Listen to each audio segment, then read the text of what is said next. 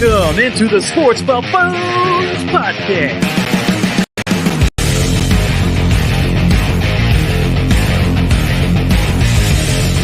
Yo, let's get go out there, ladies and gentlemen, boys and girls of the world. Welcome on in back again to the Sports Buffoon Studios here out of Lenexa, Kansas, of course, at Tanner's mom's basement. Yes. And yes, thank goodness we are back again. We got the full clan with us, of course. We got JG to my left, Tanner Dawson on my right. What's going on, fellas? What's up, yo? What's up? Oh man, good to be here again. These little 2-week breaks, sometimes it's nice to have a little extra break and get some things done around the community in your spare time, I suppose. But other times, man, it's like, I'm itching to get back over here and just start spitting at you people, not Haktua style, but spitting at you people about the sports ball. I'll tell you one thing that's nice. Brayden. I know a couple of us are doing Dry July right now. And one of my favorite things that's happened in Dry July is the fact that I haven't actually missed you guys. blacked out. I haven't blacked on the road. I haven't blacked out on the road in like 3 weeks, guys. That's really good. Guys? That's pretty So, good. like, For you. On the road. This is like baby steps. When you're driving, you don't want to black out.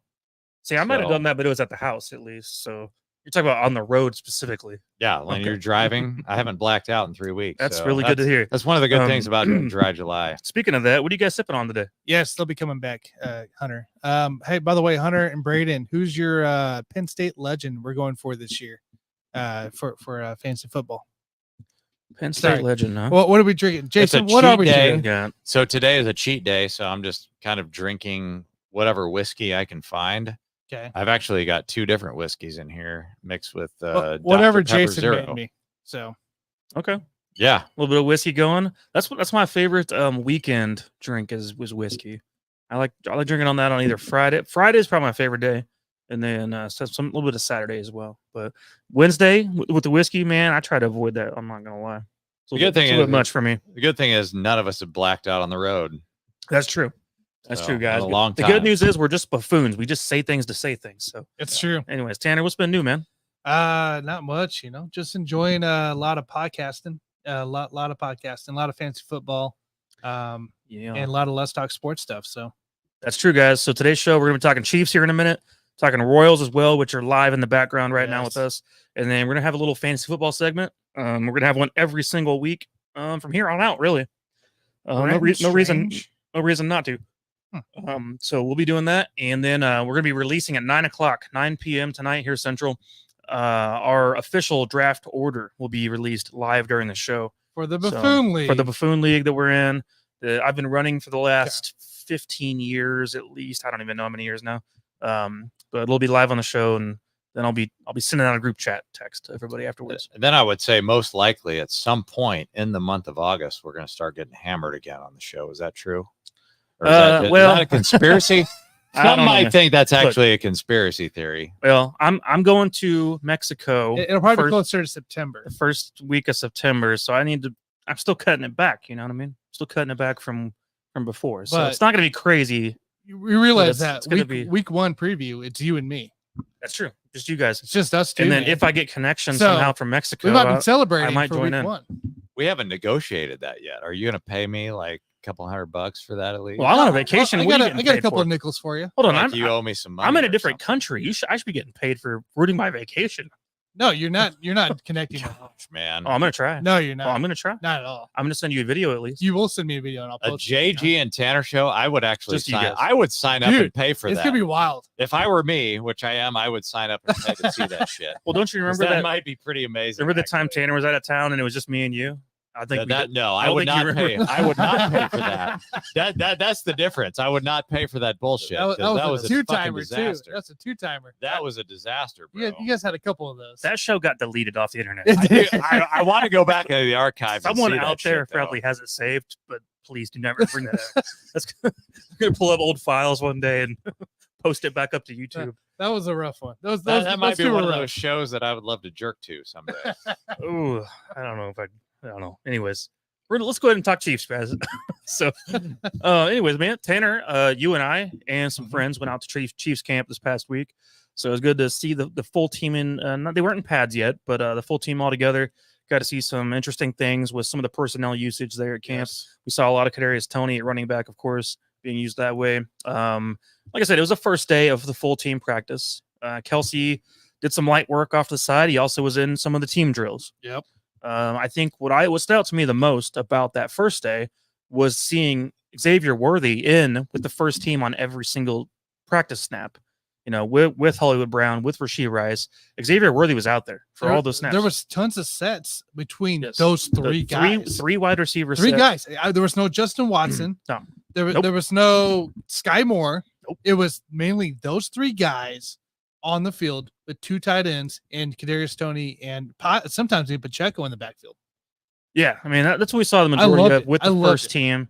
And we saw some other guys worked in, later on. Luis Rezaman was worked in with the third team a little bit at running back, stuff like that. But it was mainly a day just kind of get the whole group together and get an idea in your head of what this offense might look like. And of course, we saw that everyone's seen it now. By now, the deep downfield throw to Xavier Worthy, it was 62 yards, I believe. Correct. That he ended up catching over Brian Cook, which was phenomenal. Which is a sign of things to come. The guys, it just is. I mean, we get the fastest player in NFL Combine history here in Kansas City now. So, of course, Patrick Mahomes, who has been, dying to have the deep ball back in Kansas City after having to go through the last couple of years of checkdowns, it seems like, in his mind at least. Now it's like, hey, I can finally stretch the field again. I have guys that can catch the ball downfield and are going to get open, unlike anything we've had for quite a while. Since Tyreek Hill. Since Tyreek Hill. Because MVS could get open sometimes, but when he did get open, you couldn't rely on him to catch the ball. Regular season MVS was not it. And then the Chiefs did not throw deep to Rashee Rice hardly at all last year, other than I think one or two throws the entire season. He was constantly underneath, but he was open, making good plays. I think Rashee Rice still plays that role, which he's very good at. Yes. And so he's going to play that role, I think, and be a big guy to move the chains. I love seeing Rashee Rice's explosiveness too on the catch. Yes. Like as soon as he got it, it seems even more this year. He's a yak monster, man. He's a yak. It was insane. He really is. He's really good with the ball in his hands after the catch. So anyways, got to see some good things. But we've now had some more news come out throughout the week. Now, of course, we've not been up every day, guys. This is our full-time job. God dang it! I wish. That's my full-time job. Do you not see me working hard over here? Yeah, we did have a couple injuries recently. One that's kind of gonna bother me for a minute. Justin Reed. Yeah. Sounds like he's going to miss some time, possibly going into the beginning of the season as well. Which that was a guy that I was looking forward to, and I know he was too, being the kickoff specialist. To be the guy with the new league rules with kickoffs, to be the guy to be able to, kick the ball off as well as run downfield at the same time while everyone else is having to stand still. But now we got to figure out something else. I mean, is it going to be Luis Rezaman? Is he going to be now the kickoff guy? I don't know, because he's going to be using the special teams role, but we don't know for sure what's going to happen there, and it's not going to be Bucker. I think, and we didn't see any of that during camp either. No special teams. It was punting situations and field goal situations. That's all that was for special teams on Sundays. So we didn't see any of these kickoff stuff come into play. So we didn't see who really was out there. So. Yeah, the other injury came up today. We mentioned a second ago, Justin Watson had a slight injury, and then of shoulder course, still on him. Well, the other one after that today was Najee Johnson with the right knee injury. Well, Jalen Watson's been out. He's already on the PUP list, so he's been on the PUP list. I thought we were talking about Justin Watson. Oh, Justin Watson. Yeah. I'm sorry. There's a lot of there's a lot of Justins and Watsons going on out there. But Jay Watt. We're talking about Justin Watson. Yeah, so Justin Watson hurt, and like you said, and Najee with the right knee, which after having that ACL last year, it's like, come on, man. Scary, man. We want to root for you to get on the field eventually, but we don't know if it's going to happen yet. So some things to be seen. But guys, at this point, open-ended question here. What have you seen or heard so far in training camp that has you piqued your interest towards things to look forward to for the upcoming preseason? I think for me, it's just Trent McDuffie being one of the top corners in the league. And he had a standout play on Wednesday with an interception over the middle of the field. I think you talked about Justin Reed being injured. I think that Trent McDuffie is going to be like one of the backbones of this defense. And he's going to be a guy that we can depend on going forward. And so I'm with you guys on Xavier Worthy running with the first team. And I like the fact that they're throwing him out here, this is not a developmental piece like we've talked about in the past with some of these rookies. I mean, he's going to be a guy that we depend on moving forward in the season. So I think defensively, Trent McDuffie, I mean, I'm just happy that he's a guy that we can depend on. And then with Xavier Worthy, let's get him out there. Let's make him a centerpiece of this offense. Yeah, unfortunately, he has been sick the last couple of days at practice, Illness, so they've been holding him out right now. Some of that could be precautionary at times, situations like a guy like Worthy.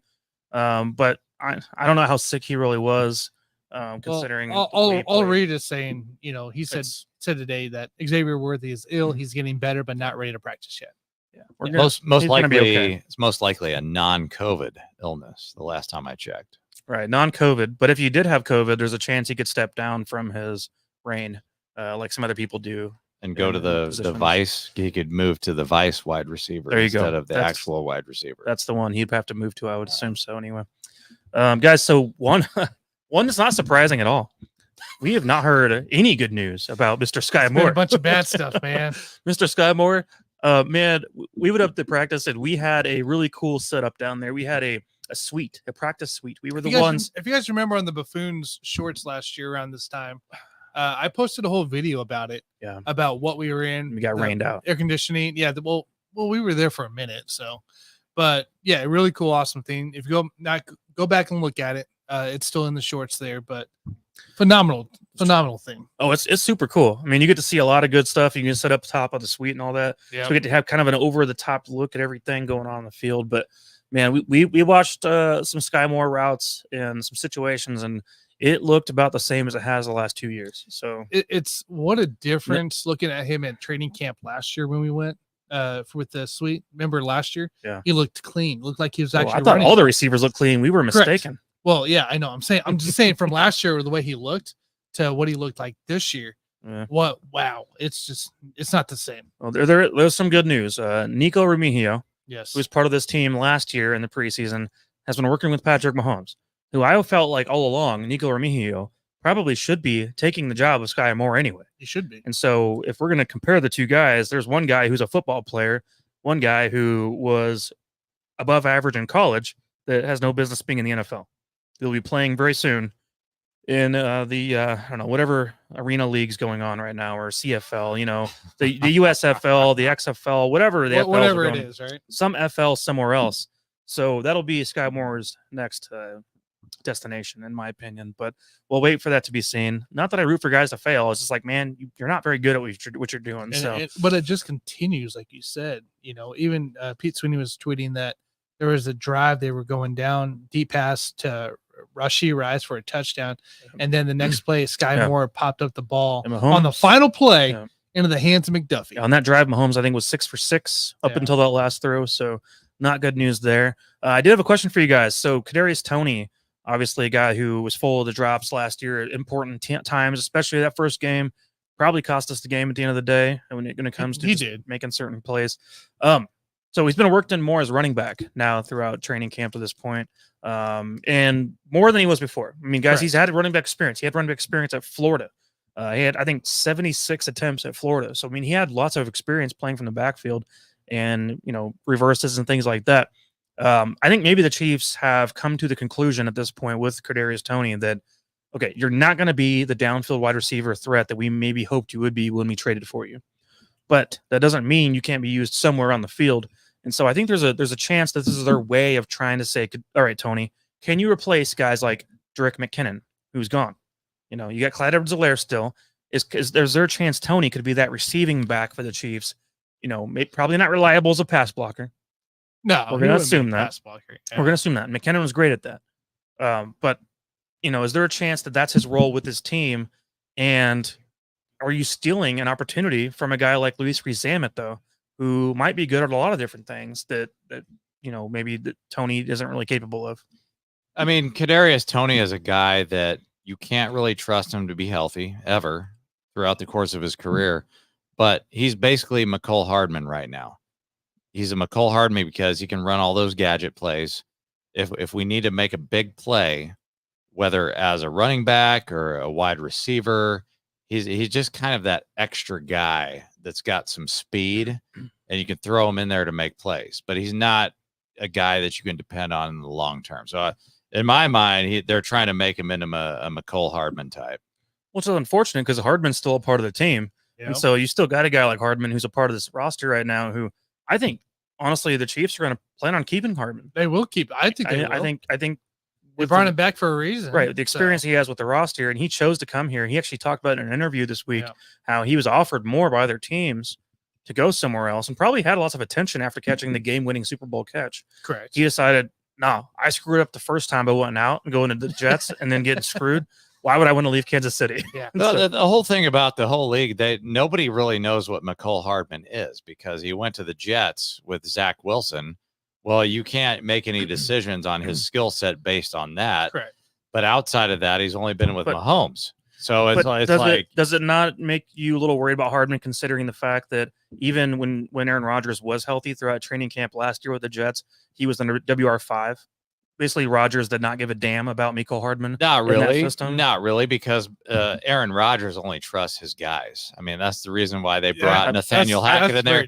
He only trusts his guys on the playing field. He only trusts his guys on the coaching staff.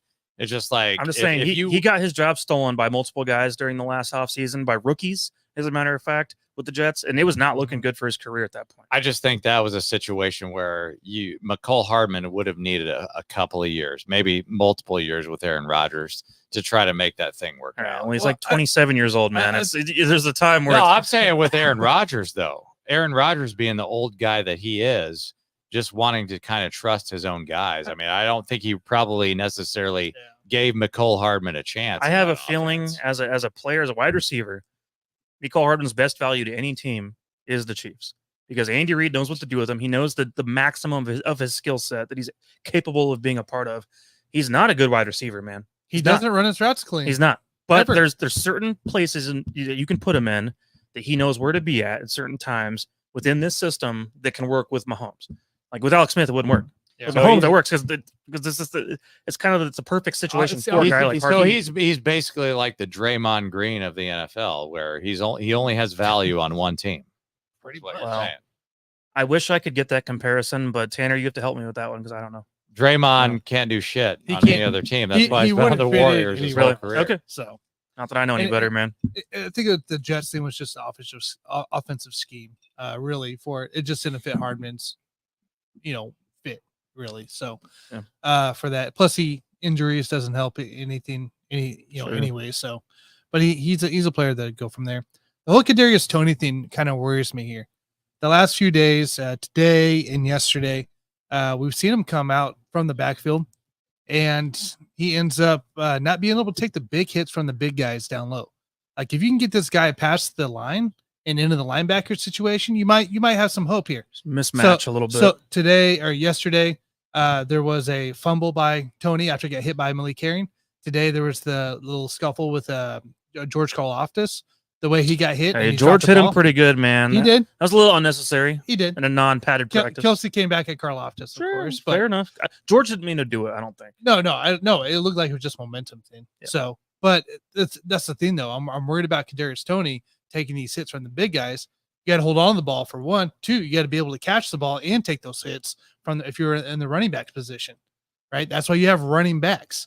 So unless you're using Kadarius Toney to get out more to the field, more of a hook outside by the linebackers or something outside of the line, it kind of worries me that he's going to be able to not hold on to the ball because of the bigger guys. Are we in kind of a fairy tale land where we're trying to use him as a Debo Samuel type, and it's just he's not that guy? Well, I wouldn't go that far. More of a guy who we wish we could find a role for him on the team. Like imagine like a poor man's Tavon Austin. We had Percy Harvin. Right, we had Percy Harvin. Cordell Patterson. Let's put it this way. Okay, Patterson might be a good comparison, but obviously worse. So we had Debo Samuel right up here. Yeah. Then we have Percy Harvin right under Debo Samuel, and then after that we would go Cordell Patterson, and after that we would go Tavon Austin. Now after that Ty Johnson. If we're who? Ty Johnson. From the Packers. Yeah. He went to the Jets. So our best situation would be that he's a Ty Johnson Packers. Down that list of similar type of players. I'm saying that's our best case scenario here with the Chiefs. But as far as that goes, the whole thing with Toney is that eventually his cock's going to fall off after he plays 3 games. He just gets injured way too much. At the end of the day, this team is good enough to where they don't have to worry about it. if his cock does fall off, we have guys to replace that. We can figure it out. We got Hardman. Well, sure, we got Hardman, but We got Sky Moore. we can figure it out. No, we don't have Sky Moore. Shut your fucking mouth. We don't. We don't have Sky Moore. We're not doing that again. We're not doing that. So And I don't hold that against him, by the way. Like, you're allowed to miss. If you're Brett Veach, we're allowed to miss. You're allowed to miss on the draft every once in a while. You got some Super Bowl. And here's the thing, and we can admit that. That's fine. I'm not going to say I was totally wrong about George Pickens, but I'm going to say he was a better receiver than Sky Moore was. Yeah. And that was the guy I wanted all along. And we always go back. We always go back to the McCall Hardman draft and who was drafted after him. Yeah, I think with Brett Veach, we can go back and we can talk about those drafts and say, wow, you took McCall Hardman over this guy or Sky Moore over that guy. It's fine. But at this point, we shouldn't hold that against him. It's just those players at this point, they are who they are, and it's time to move on. Veach keeps drafting us great secondary players. The corners and the safeties are awesome. Absolutely. So I love it. You know, I can forgive a couple of receivers that don't know what the hell they're doing. But, you know, I like what's going on defensively at least. So the good news there. So, guys, we'll see what goes on here going forward. It's still the first week of training camp, man. So that's pretty much the news we have for you, at least, and some of the thoughts. Any concern about Niang taking over the left guard role? No, he well, you mean temporarily, obviously. Temporarily. Let's just say he's not. It's not a concern. Niang, as a matter of fact, is better as a guard than he was as a tackle. That's what I thought too. Right? So the transition inside is going to be better for the career of Lucas Niang, who I can't believe is still around, even though it's like I can't believe it either. It's like Bigfoot sometimes with that guy. It's like we've heard his name for the last 4 years, but yet, like, where's he been? I don't know. He's just injured all the time. This big guy, right tackle for what, 6 games, and that's it. Big guy with knock knees. That's the guy. That's our guy. But no, as a guard, he's actually going to be better than he was as an outside tackle. Yeah. He was too slow of feet anyway to be an outside guy.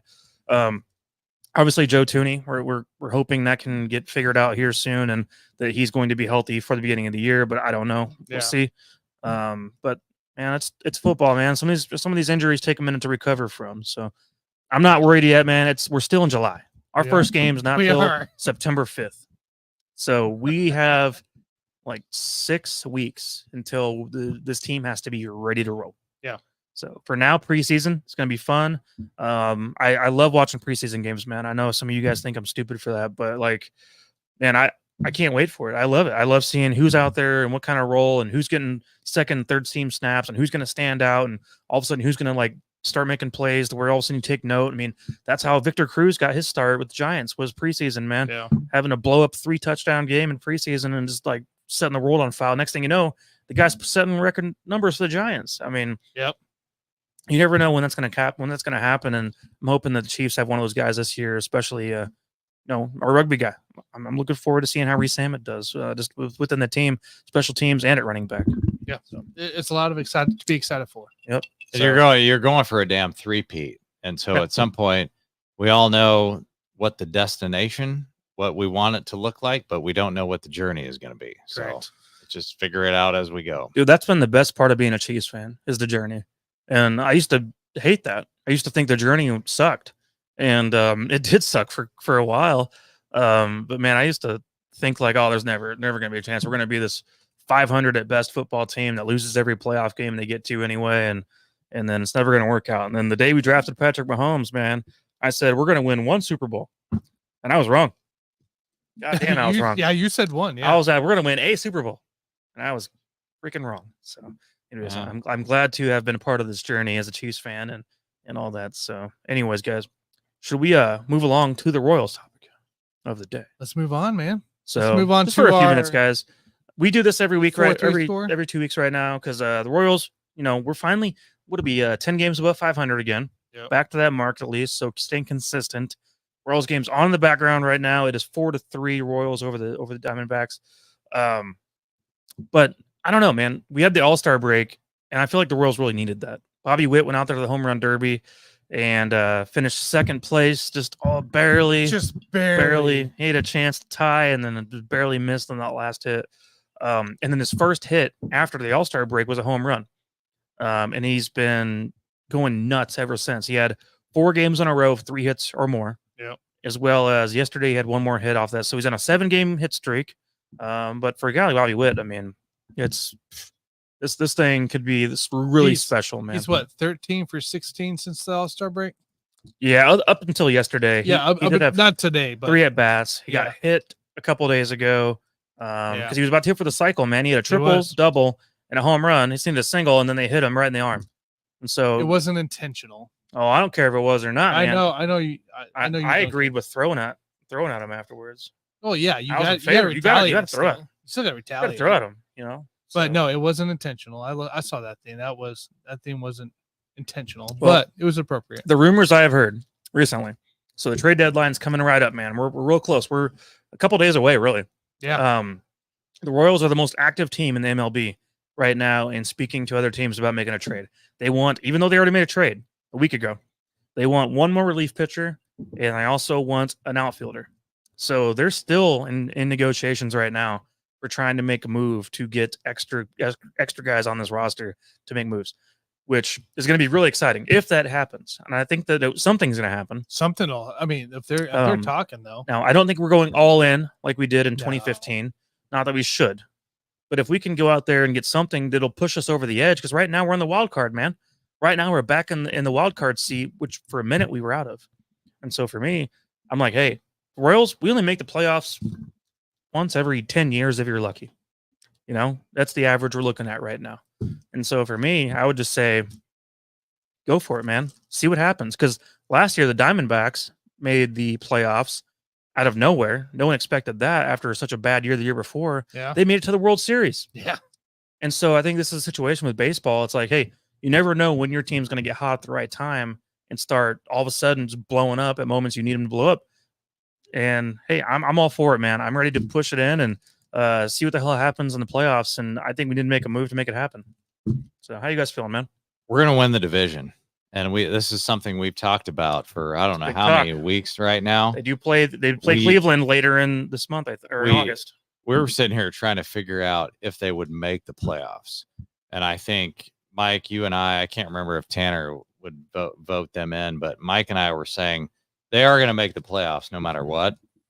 And I think they're going to win the division. They're 5.5 games out. It's freaking July, dude. It's freaking July. And so I don't see what could stop them from winning the division right now, because they're good. They're going to get hot. They're getting hot right at the right time right now. So they're getting hot at the right time. And yeah, I think they're going to win the division. And I like what my gosh, Bobby Witt's playing like a monster right now. Batting No, 340. he's insane. It's batting 340, man. It's sick. He just took over the war as well. From Batting Aaron Judge. and batting 340 in today's league is nuts. Oh, it's crazy. It's sick what he's doing right now. And I think we do have the starting pitching right now to win the division. Other than one mean- guy, but yeah, Yeah, other than one guy, but I'm just like who are we afraid of in this division right now? I'm not afraid of anybody. I mean, what's stopping us Twins. from winning the division? no. The last series, Tanner, Cleveland or the Royals beat Cleveland 2-1 the last series. Yeah, that's fine. We can talk about the Twins if you want. Twins are my It's word. fine. If that's It's your concern, fine. is the Twins. Look, we're right there with them, though. I know. We're But they sitting right got next to them. pitching. They got pitching. If they can just stay healthy, the Twins will be our battle. Okay, I Look. think over Cleveland. that's fine. Look, we play series against both those teams before everything's over. I know we got them. So- This is part of the stretch. It's here it's in gonna August. come down to that. It's gonna come down to the Royals Au- beating turds like Arizona right now. August Yeah. is It's gonna massive. come down right to now. that, taking care of business when it matters. You beat But the then turds. when it comes down to your division, it's amazing. It's amazing that You're right, though. You're right. You got to beat the turds coming up. you have to, because remember the series against the A's, Tanner? Yes. The Royals crapped the bed. That stuff like that That is end- what you end of- needed to take What care was of. that? End of June, end of Yes. May, whatever it was was. awful. That was awful. June for this team was awful. Yes. It's it a was terrible rough. month. And July rolled around, and all of a sudden it's like, boom, we can play ball again.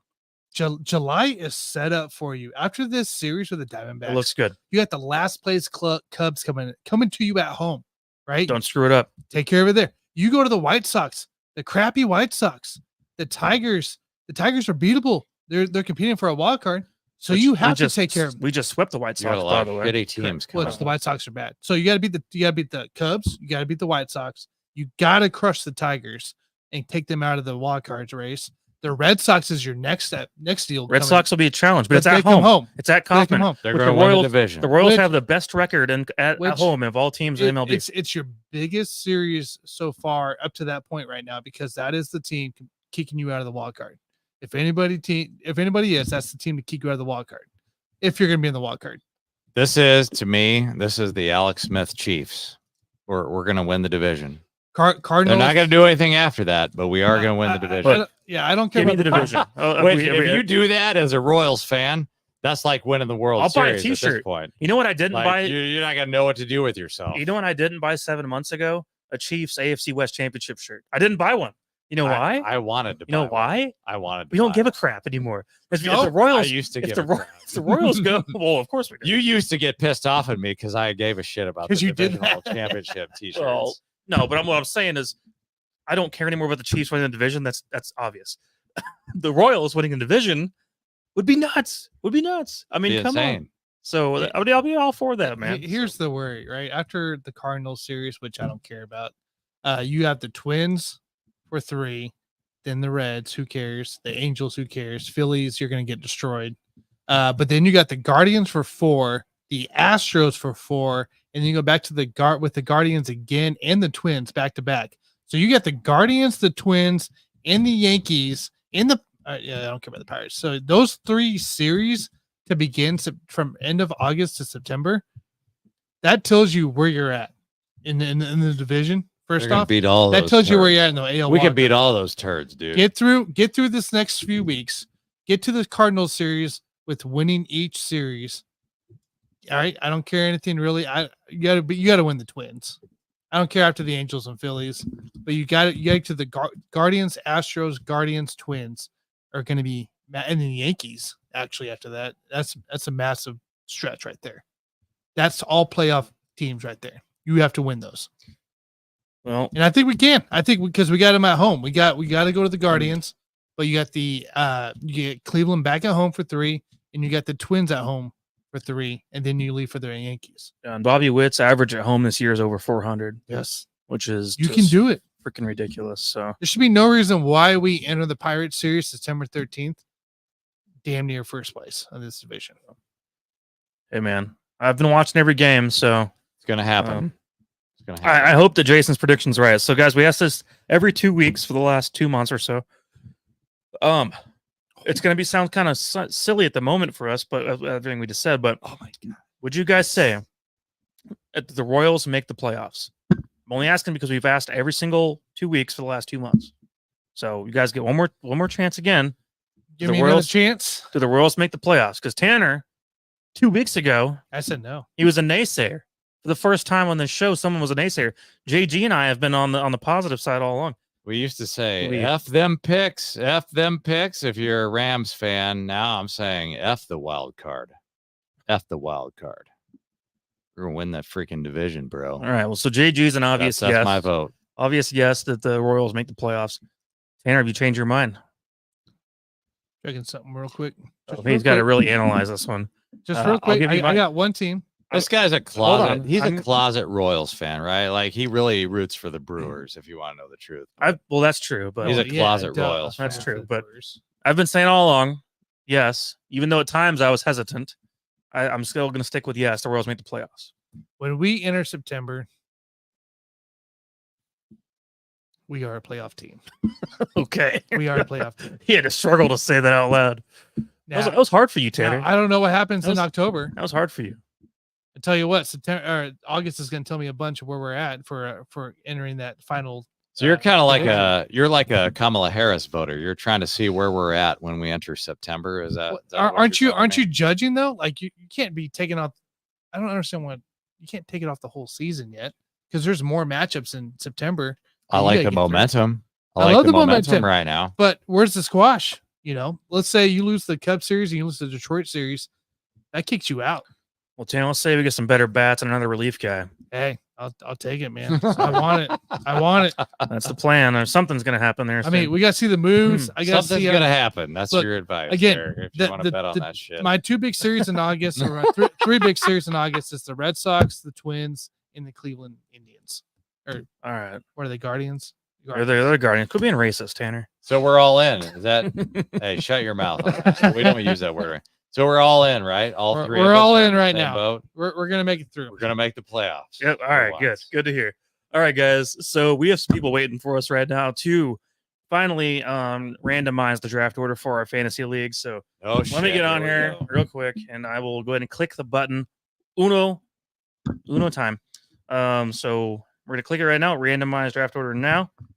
Your Press boy's done. going first. Here we go. View Your boy. changes, and here is the draft order I'm a champion. I know I'm going of first. the before I even league. start. Holy cow! What do we got here? Hold on. first. Let me get my messages out so I'll text everybody. I I'm would going just- first. I have to go first. Just take a picture of the first round, Tanner, and that way everybody knows. All right. Well, I don't know if he's listening or not. We got Mr. Nail leading off, number 1. And then we get that dude he's always always gets top- number 1. He's always top 3. So why does he Uh, all? I don't understand why he always shits the bed. no, I don't know. So I'm just gonna run down the list real quick. So that way, if they're listening, at least they know. Password is Gummy is number 2. Furious George, number 3. Cocaine Bears, number 4. Austin Zen Zone, which is me, 5. Shark Week is number 6. The Humpty Dumpty whatever dance is number 7. Kittles and Bits, number 8. Chicago Balls, number 9. Ooh. Henry Ruggs is number 10. Ooh. ET Phone Mahomes is number 11. And IR Squad 69 is number 12. I got the last Tanner's pick, dead man. last.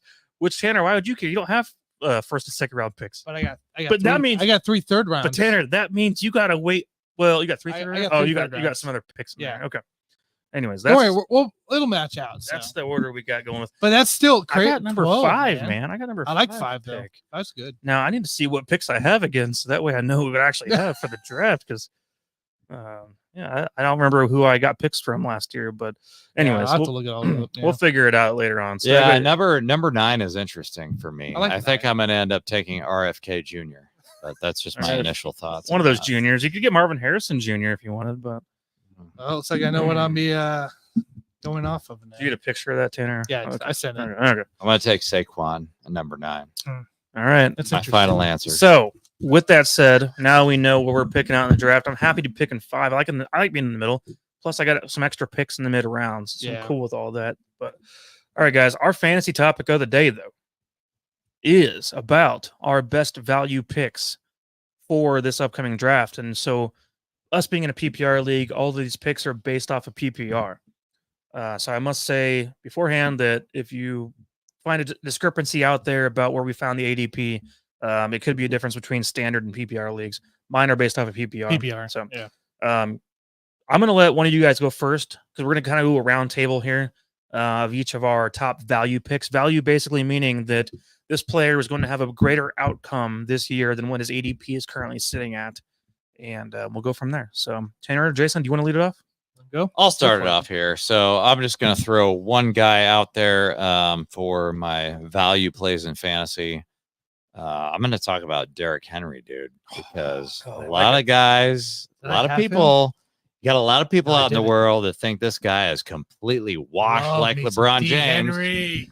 Washed like LeBron James. I don't know if you guys watched LeBron James in the USA basketball, but he is not washed. He's not washed. No. By any stretch of the imagination. I think the same thing about Derrick Henry right now. At the same time, you put him on the Baltimore Ravens, who I don't know how many years we've been watching this team, the Baltimore Ravens, totally committed to the run. Yeah, didn't Gus And- Edwards lead the league in rushing touchdowns He last did. year? At some point, he did. So, And so right now, you've got Derrick Henry as the RB9, Yeah. which to me, that's pretty stupid.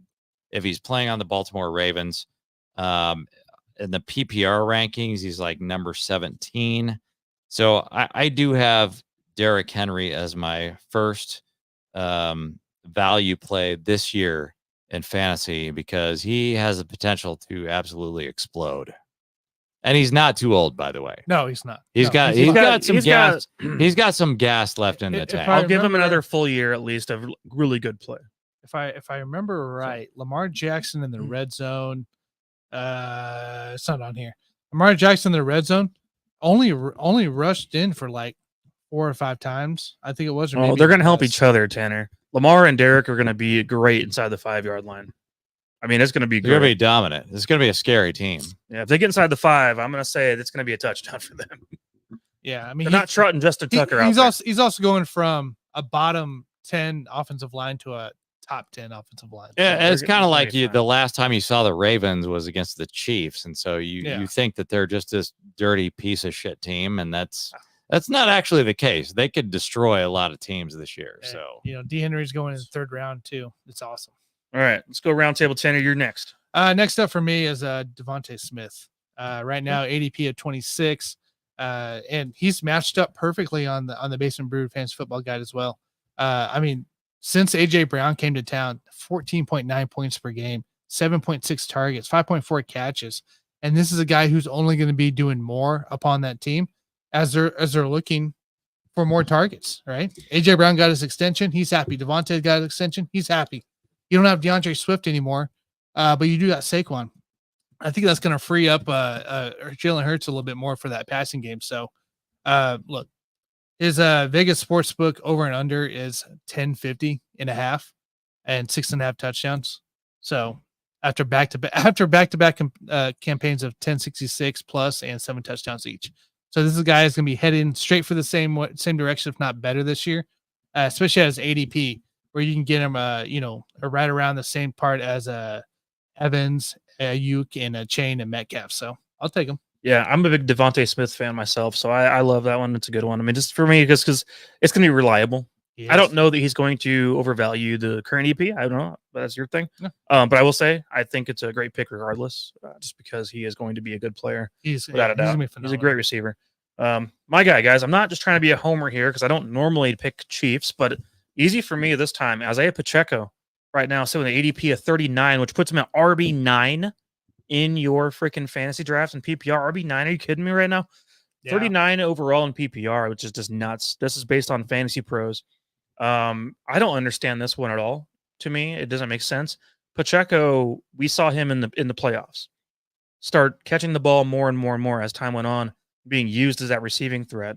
So, and we've seen it before as well. Even his rookie year in training camp, he was used as a receiving threat before he was pushed into that starting role. Pacheco has great hands, man. Mm-hmm. Pacheco's going to be used as a receiving weapon within this offense, and he's also really good with the ball in his hands, and he's dropped down 10 pounds from what he was last year. They want to see a little more of that lightning out of Pacheco, even though they know he can be a bruiser if he needs to be. Pacheco is a guy now that's going to benefit from an offense that can now stretch the field vertically. You get to worry more about the guys like Worthy and Hollywood Brown, and even Rashee Rice, I saw in practice finally getting some fade routes, some deep streak routes at least. Just down the field throwing is going to open up things for Pacheco, I think, as well. So you're not going to be playing that as much dink and dunk as we have had to in the previous last year or two. I think Pacheco at 39 overall, man, that is a crazy value to me. I love that. I think he's going to end up being top 20 easily at the end of the year as long as he's healthy. I love it. All right, so for my next one, I'm going to go with Stephon Diggs of the Houston Texans here. Right now, he is projected to be the WR16, number 34 in PPR. Last year, he was WR9. And so I don't understand why they think he's going to take a step down going from Josh Allen to CJ Stroud. Nico Collins, Tank. I do not think that's a step down. If anything, it's a step up because I've always believed that CJ Stroud is a better quarterback than Josh Allen. We've talked about that before on the show.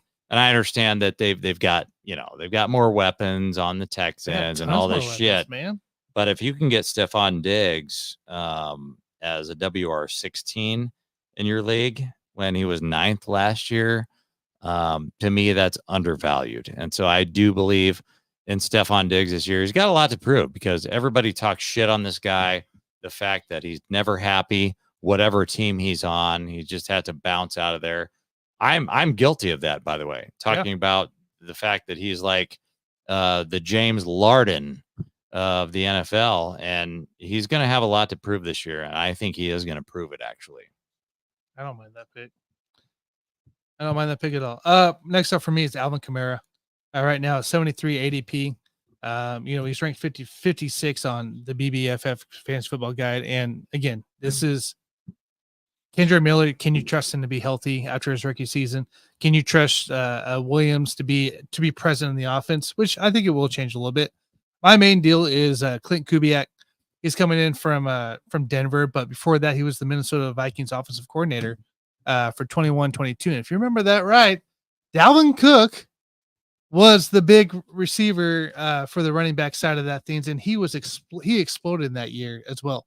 That's the thing is I think Kubiak's going to be able to develop a little bit better than the previous offensive coordinator of really getting space for Kamara, and he doesn't have suspension to serve this year, so he's ready to start right off the bat there. So Kamara at 73. If I get to wait anywhere close to that 73 mark for Kamara, I'm taking it and I'm stealing it right there. Tanner has the reemergence of Alvin Kamara coming back to life. That's right. We'll see about all that. Next on my list, guys, one more Chief. I know. Dang, man. I know. I had two today because it just fits. It fits for what this whole narrative is of the current ADP situation going on in the world. Like I said, it's all Fantasy Pros ADP with PPR. And this is Rashee Rice for me, sitting at number 60. And I have a feeling. I know why he's lower than he should be. There is the looming suspense of a suspension for Rashee Rice, which the longer time goes on, I'm believing is going to be pushed off till 2025. Correct. Which means if you're drafting now or in the next week or two, you should be all over Rashee Rice right now at 60 ADP. Are you kidding me? He should be more around 35 to 40. Yeah. It means this guy is going to be catching all the passes for the Chiefs. He set records in the postseason for most receptions for a rookie of all time in the postseason. He is the number one target for the Chiefs on all underneath passes other than Travis Kelce. And Travis Kelce's 35 years old. Yep. Rashee Rice is 24. So, I mean, we have the perfect situation for a guy like Rashee Rice, who is great underneath after the catch, physical bodied receiver.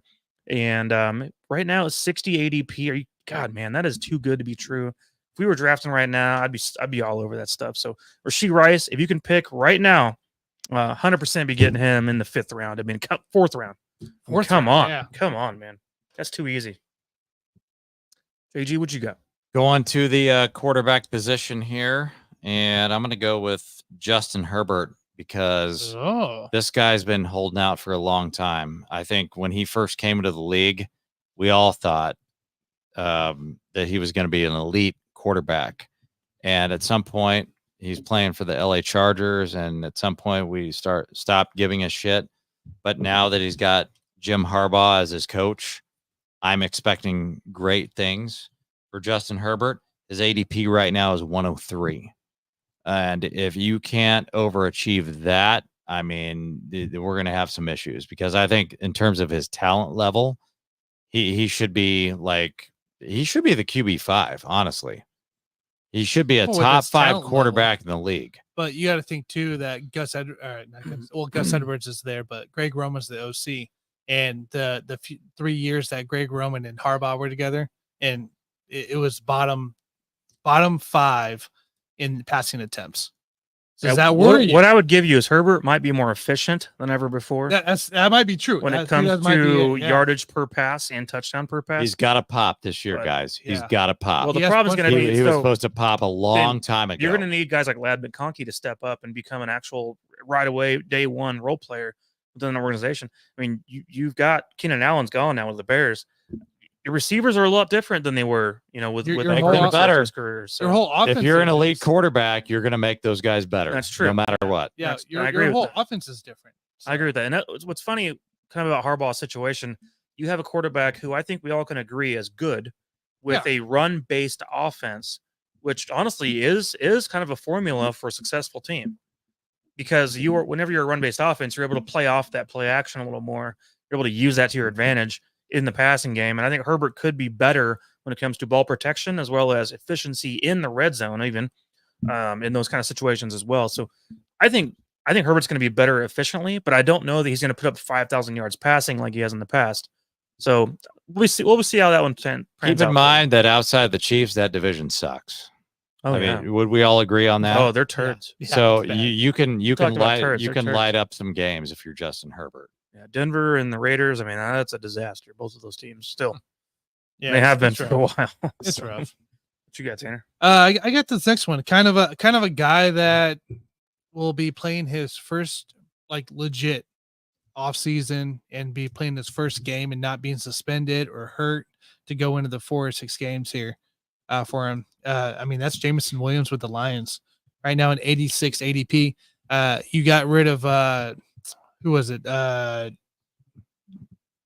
Who was the third receiver? Reynolds left. Josh Reynolds. So now you have a clear slot to put in that 3 spot, and you have a full off season with him, and you're able to start the season, barring any injuries. It's time. It's time for him to be performing, right? After 20 career games, you're averaging 5.2 PPR points per game, 2.8 targets, 1.5 catches, 22.5 yards, and 0.2 TDs with only 3 total.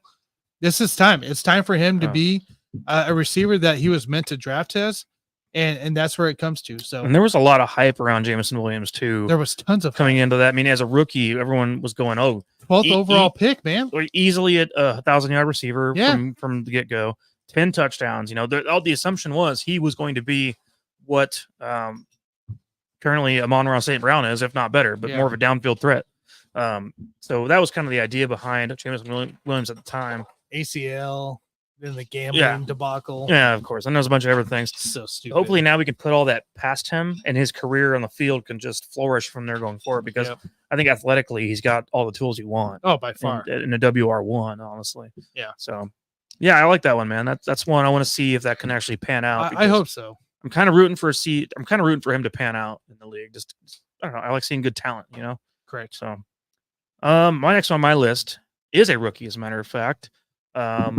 We've talked about him a little bit a couple weeks ago. I got Brian Thomas Jr. for the Jaguars over here, ADP of 73.5. And my main thing with Brian Thomas Jr. right now is that the guy athletically is off the charts. I mean, we're looking at 6'4", 205 pounds, and had 17 touchdowns last year at LSU with almost 1,300 yards receiving. He was my favorite receiver in this last draft.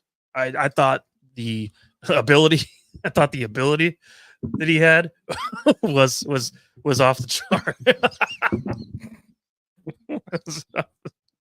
I can't pour that fast, man. Oh, Jesus He Christ. saw after his turn he can do it. I'm a damn good bartender, but I'm not that fast. Okay. Anyways, the Jaguars and Trevor Lawrence. I still believe in Trevor Lawrence. We talked about that 2 weeks ago as well. I think he can still figure it out. I don't think he's a total idiot. I think that he can figure this game out and actually be productive. And last year was kind of a mess for him. So for me, Brian Thomas is 73.5 as a WR. I think that puts him at like 37 or something like that in PPR. Pretty low on the list. Yeah. Another reason I like him as well, if you are in a keeper league like we are, you have him at a very good value going forward for whenever he does blow up and become a superstar. So anyways, Brian Thomas is my next value guy. I would take him closer to the 58 range rather than 73. Next guy for me is CJ Stroud. So right now his ADP is quarterback 7. He's going at about right around 52 in a PPR. A lot of people are expecting him to go through a sophomore slump this year. I'm not seeing it, guys. I've seen it for a lot of quarterbacks. There's a lot of in year hate 2 for him right now because of Anthony Richardson somehow, but I don't see it. Those two things have nothing to do with each other. There are way too many weapons for this guy to fail. I mean, it's almost ridiculous the amount of weapons that they've got there right now. And this is the team in the AFC that's going to compete with the Chiefs. I don't care about any other teams you guys want to talk about. You throw out the freaking Bengals, I don't care. The Bills, I don't care. Like, those teams have already peaked. They're on their way down. It's all about CJ Stroud and the Texans right now. And they will compete with the Chiefs. They might beat the Chiefs this year in the AFC Championship. But there is not going to be this sophomore slump for CJ Stroud. It's not going to happen. So quarterback 7, no. This guy is a top 5 quarterback in the NFL right now. And there's no argument for me for that guy. Yeah, I actually think I'm rooting for the Texans to be good.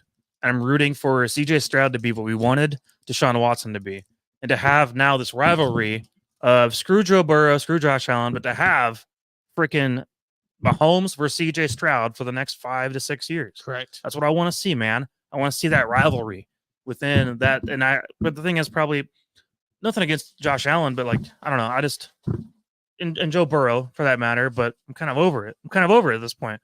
It's like let's Joe have Burrow can't let's stay have healthy. the next young thing, Yeah. like a CJ Stroud who had an amazing rookie season, come out and battle Mahomes for the next 5 years and go back and forth a little bit. Well, Bengals fans are still living off beating us in the AFC Championship game that 1 year. Oh, that was Still living it off. what was of that? it. 2.5 years ago? Yeah, they're still living off of, despite Joe Burrow missing time multiple times and can't get the big game won. Yeah, whatever makes them feel better, I guess. Josh Allen, everybody just goes ham over Josh Allen, thinking he's the best thing since sliced cheese. So I don't know, man. All right, Tanner, what's your next guy?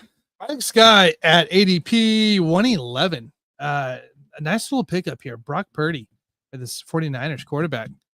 He's average 18.1 fantasy points per game over 25 career games where he played at least 73% of offensive snaps. And he finished up at QB6 last year, which is what his projected was here over a 17-game season. So, look, the reason I love Brock Purdy here is not because he has all the offensive weapons that he has. It's because where he's at in this ADP. This allows you to open up so many running backs and wide receivers to load up early in your drafts that you can take Brock Purdy as a 1 going into the 9th, 10th round these days on drafters. Tanner, what was his ADP again? 111. Yeah, it could be a good low end QB1. Exactly. But they can have moments where he throws 4 touchdowns. Correct. Because of the way the offense is structured. Yeah, I mean, you're looking at a where's it at here? I just had it. There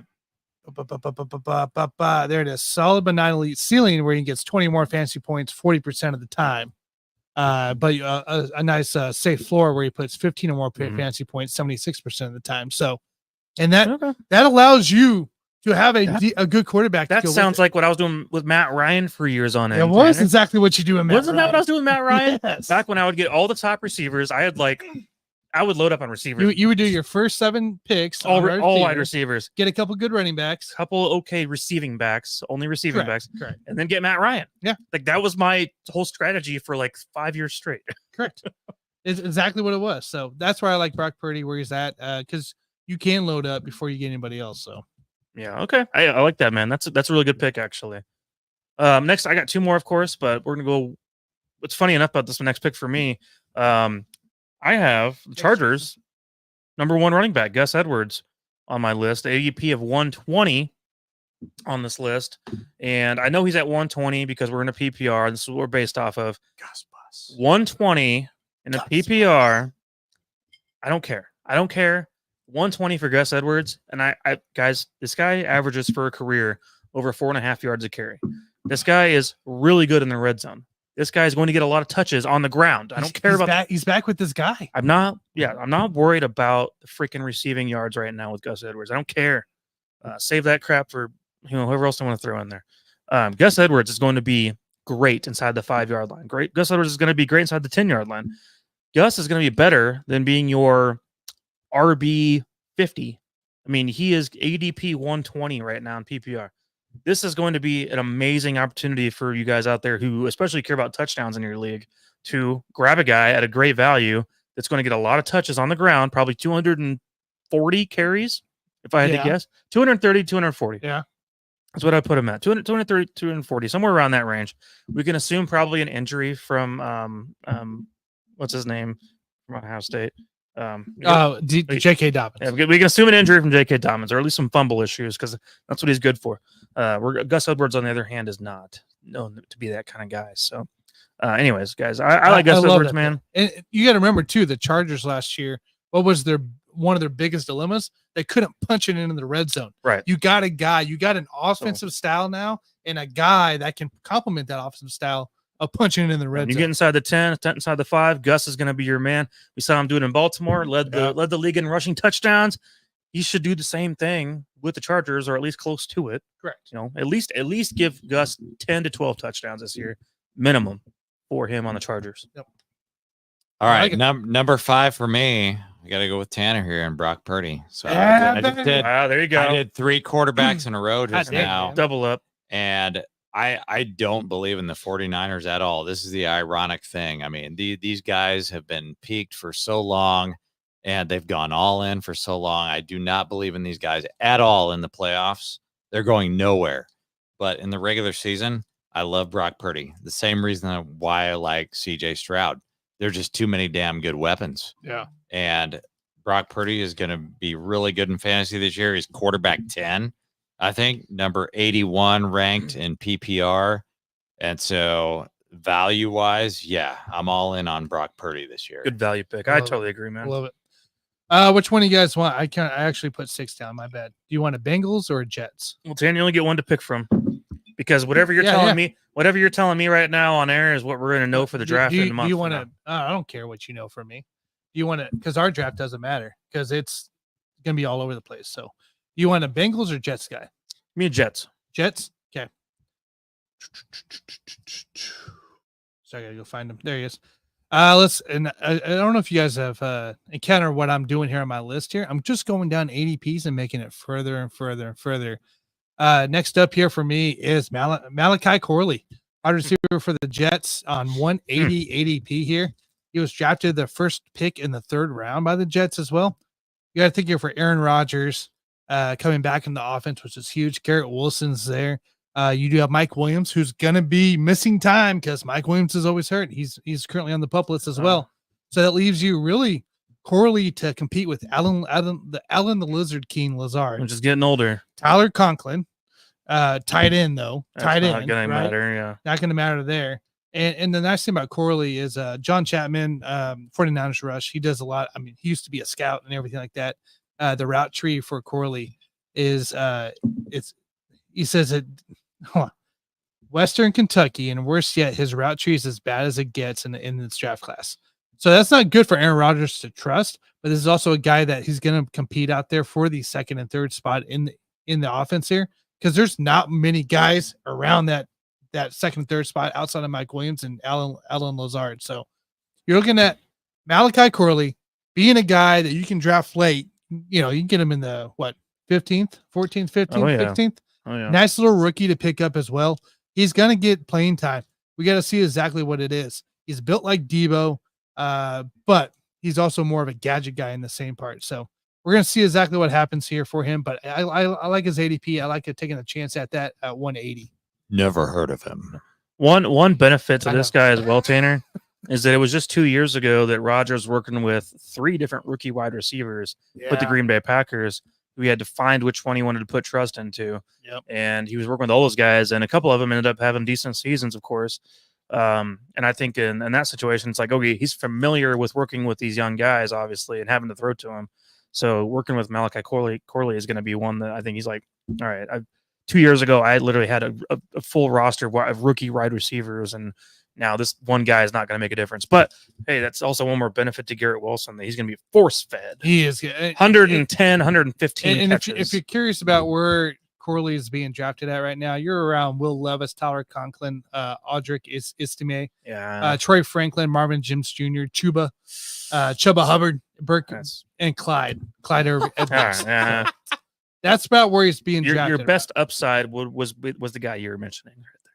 That group right there. Corley? Upside. Wise. Yes. Yeah, exactly. So that's why I'm saying I love where he's being picked. So, all right, guys, my last one of the day, and you guys know how I feel about this guy. God damn. Oh, no. Do I get a big chub for Nick Chubb, baby? And I don't give a goddamn about an injury. I don't give a goddamn about his knees or anything like that. I saw the knee injury, man. It was freaking horrible. I almost said the other F word, but we're trying to be careful about that. But I felt so horrible when Nick Chubb last year got injured in week 2. Man, this is a guy that I've loved since day one. I've loved Nick Chubb. I think this guy is a phenomenal football player, phenomenal running back. Honestly, is this one of those guys that I love him. Are you at a 3/4 Chubb this year for Nick Chubb? Are you 5/8? Are you 7/8? Where are we at on the Chubb? Here's the problem. The problem with my Chubb. Where are we at on the problem Richter scale? The problem with my the Chubb Richter scale. My Chubb this year. My Chubb this year is at ADP of 134, which puts him down at like 8 of I got him at 135. Oh, it sucks. So his RB range is like RB 58 or some crap like that. I don't know. Wow. But 134 ADP. Are you kidding me right now? I don't give a damn if he You misses got a time. full chub. He's You gonna have a miss some full time. chub now. You know what I care about? Winning goddamn championships for fantasy. You should care about your You know what I chub. care This about? is the definition about your of chub. playoff ball. Right You know here. what I care about? Definition of playoff ball. Give me that full dick chub right now, and I'll take him in the 7th goddamn round, and I'll win that fucking title when he puts up 200 fucking yards 7th round. in week 14. Wow, he's care. reaching. 7th round. He's reaching. Give me that He's chub. reaching up by like He's doing a reach 6 around. rounds. I don't man. care. It's a reach around. Nick Chubb is going to be back. He's going to be fine. He's 28 years old. I don't give a goddamn. He's going to be fine. Wow. He's going to be fine. I like that. And he'll be pick, back actually. to being his old self as before. I might have to take him You know, from you in round Adrian 6. Peterson's fucking ass tore his ACL and came back and He put up did. 2,000 fucking yards. He did. Nick Chubb's going to do the same goddamn thing from the time he comes back to the time next year. I've got when that rolls a, around. I've got a 6th round pick. I might have to take him Where- from you in the 6th round this year. Because you just You gave know, away. You just showed your hand, man. You Hey, showed your you know hand. I'll never give up on my Never boy. show your If hand. you I'll guys, never give up if you on guys are Nick Chubb. taking Nick Chubb in the 6th and 7th rounds, by all means, go for it. If I'll I take take care of all the Nick others. Chubb early on, you know that's for the title. They don't have You know that's anybody for the else. title. Who's the other running back? They don't have any other running Jerome backs. Ford. I don't want Jerome Ford. Yeah, I don't oh, want yeah. Ford No though. one cares about No, Jerome No Ford. running back. I'm not saying I'm going to take a Cleveland guy. I'm saying I'm going to take Deshaun everybody else Watson is around the him. running back. Nobody They cares- have no other running Nobody cares about backs. Jerome Ford. I love that pick, Mike. I do love that pick, I though. love But that. ADP not- at 130. but none of the 7th round. So Look, I'm just throwing that out there. I'm going to say you're Just throwing that out there. but I do love that pick because, like you said, that's the definition of looking forward ahead to playing playoff ball. So Anyways, It is. guys, that fun. is our fantasy topic of the day. We'll be back in 2 weeks again, of course, with some more fantasy as we get closer to our draft, of course. So I'm looking forward to actually getting to put some work into this, guys. We can finally start mock drafting at our proper picks, which is literally what I wait around for forever, is like for us to have our draft order announced, and then that way I can actually mock draft properly. you can mock draft properly No. using. No, I need to know where I pick at, Tanner. Yeah, exactly. No, I know where I pick at. Yeah. 5. Yeah. So Is now there I can do a mock. Yeah, there's sites you can use to mock draft and get the players out of there that are already taken. I can do all that. Yep. Yeah. Yep. Fantasy Pros is what I use primarily Yep. for all of my draft duties and deeds. So And yes, guys, Um, if you are asking the question like Hunter and Braden were, fantasy football, what was it? Fantasy football after dark. We'll be returning here Ooh. shortly here. Tanner is gonna be back. We're going to be back mock drafting a whole bunch of stuff here because I got a bunch of drafts coming up in August. So we're going to be coming back. Just stay tuned. All right. Well, I don't have anything else for the day, man. Royals are about to win this game. We're relying on Mr. MacArthur to close it out for Oh, us, God. and that's all I got for that, man. So, you guys ready to wrap it up? I guess at some point we need to talk about the presidential election. Oh, I gotta go take because- a piss. How about next You- week, Jason? I'll be, Is he really? I gotta go take a piss. No, it's Tanner. I know Tanner wants to talk about it, but don't I wanna know talk about it. a lot of these people, they like to pretend that they don't want to talk about this shit, but I know in the back of your mind you do want to talk about this shit. So let's go down the presidential election odds, ladies and gentlemen. So we've got some movement here for all of you guys that like to bet out there. You're not allowed to bet on this in the United States, but if you go on to Correct. the Bovada website, all of a sudden you are allowed to bet on this shit. But use So- caution.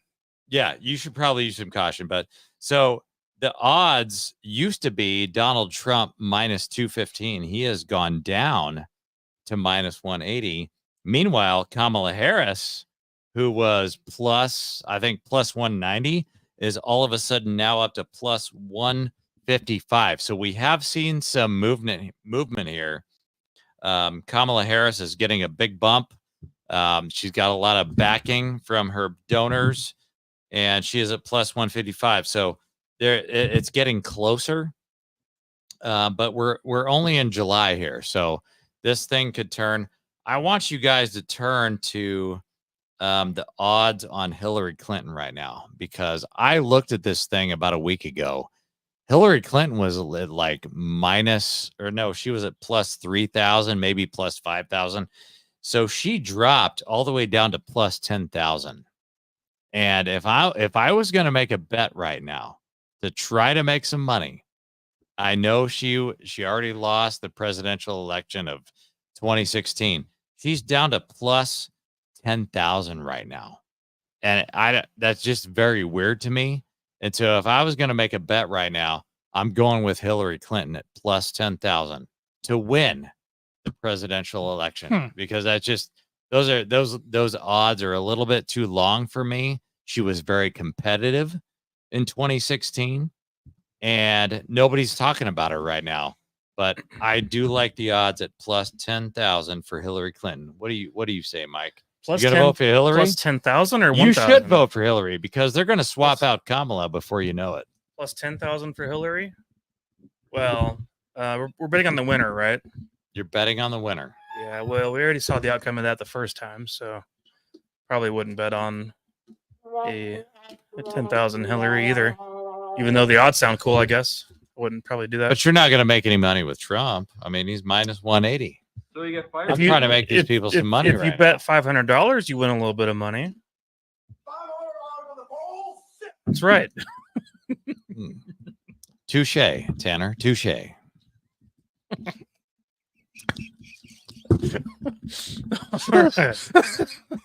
right. I don't know what I missed. I had a really nice bathroom break, and I'm ready to watch the end of this Royals game. Hopefully, MacArthur doesn't screw it up. So, anyways, well, Tanner, are you done playing? What are you doing? Do we need to go back to Kids Quest and you can play with the toys? Sorry, I did have something while Jason was talking. I did find. Please still be there. Kendra Miller. By the way, I talked about Alvin Kamara for the fantasy topic. Kendra Miller has a slight hamstring issue right now, possibly could linger into the season. That's another reason why you hammer on Alvin Kamara if you can get him around that draft point. So, all right, there we go, man. For the record, that was a good drop there, Tanner, with the Tourette's guy. At that point, I have to keep my mouth shut. I have to put a cap on my. This is called. Look, you set it up perfectly, man. Hey, man. This is called putting a cap on my cock, and I need to do that right now. You set it up so perfect. I could not help that one. At some point, the JG needs to keep his damn mouth shut. Well, looks like the Royals need to get a new closer. It sounds like that's going to be what they do at the deadline. Why do we not put Bubich in? Bubich. I don't care. Bring back Soria. Joakim Soria. Bring him back. Bubich needs to be the freaking closer for this team. Period. I watched him yesterday. It's pronounced Bubich. I thought it was Bubich. Yeah, Bubich. We're going to save that debate for a different day, I think. You don't. I just want to know. I want to know if you're going to bet on Hillary Clinton. No. That's what I know. What can you bet on her? All right. I'm going to get mad because if the Royals lose this game, I'm going to be pissed. So I'd rather not be alive while that happens. I voted for Hillary, by the way, in 2016. I know you guys don't want to know that. Know. All right. Okay, guys, I'm done here. She lost. She let me down, actually. Hour and 12 minutes. It's time to get off this. Pissed. It's time to go home. I got fucking pissed. I'll see you guys on the next one. Outro. See you guys.